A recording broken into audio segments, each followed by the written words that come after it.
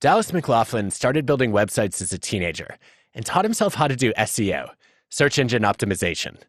You know, when you direct people doing Google searches to a particular website, like with those pop-up ads you're always avoiding. Dallas got so good at SEO marketing that he dropped out of music college to do it full-time. But when Dallas decided he wanted to work for a big agency, not having a formal degree became a major disadvantage. It meant nobody was looking at his resume. There's pre-screening tools and technology that just filtered me out. I just wasn't even passing those checks and balances. Remember, I dropped out of college to go do this.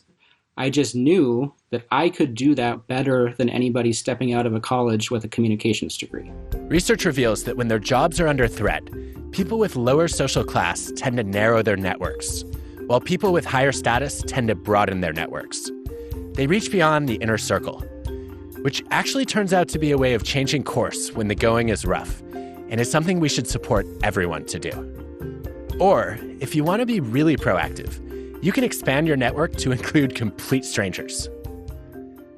That's what Dallas did.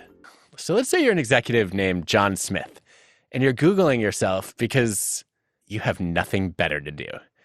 You type your name into Google, and the very first result that pops up says, "Hey, John Smith, I'm Dallas McLaughlin. I'm a digital marketing expert, and I really want to work for your company. Click here to find out why."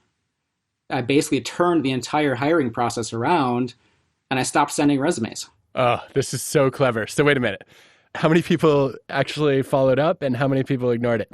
I only targeted maybe 12, and the very first follow-up I got, they said, "Please stop doing this.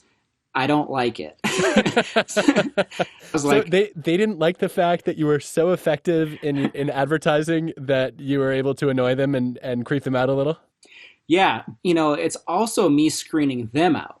If they don't like what I'm doing, they clearly don't understand the value in what I just did, and they're not going to be able to properly utilize me within their organization.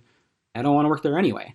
The fourth one, they were just like, "Come into the office, you're hired, you're in. We don't even have a job opening." Wow. So you went from 0 for 100 to 4 out of 12 interested in at least learning more about you to 100% success rate once you got an interview. Yeah, and that was it. Dallas found a proactive way to showcase his skills specific to the field. Instead of going to the recruiters, he turned the tables and brought the recruiters to him. This kind of initiative can help you expand your network and access new opportunities too.